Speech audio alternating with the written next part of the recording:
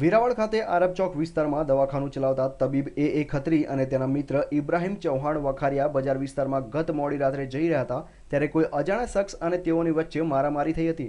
જ્યારે આ મારામારીમાં એ ખત્રીનું મોત થયું છે, જ્યારે ઇબ્રાહિમ ચૌહાણને ગંભીર ઈજાઓ થતા જૂનાગઢની હોસ્પિટલમાં ખસેડવામાં આવ્યા છે। ઘટનાની તપાસ કરી રહેલી પોલીસ જૂનાગઢ ખાતે ઇબ્રાહિમ ચૌહાણનું નિવેદન લેવા માટે ગઈ હતી, પરંતુ હાલ તેમની તબિયત સ્વસ્થ ન હોવાથી નિવેદન બાદ જ સમગ્ર ઘટનાની હકીકત સામે આવશે। ગઈ નાઇટમાં વેરાવળ સિટી નગીના મસ્જિદ પાસે મારામારીનો એક બનાવ બનેલો, એમાં એક જણનું મૃત્યુ થયું છે અને બીજાને સારવાર માટે જૂનાગઢ હોસ્પિટલમાં ખસેડવામાં આવ્યા છે। જેને જૂનાગઢ ખસેડવામાં આવે છે એનું ડાયન ડિક્લેરેશન લેવા માટે તજવીજ કરવામાં આવેલ છે।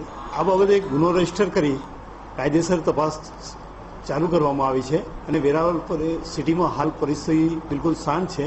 પોલીસનો પૂરતો બંદોબસ્ત ગોઠવવામાં આવેલ છે ને સઘન પેટ્રોલિંગ ચાલુ છે।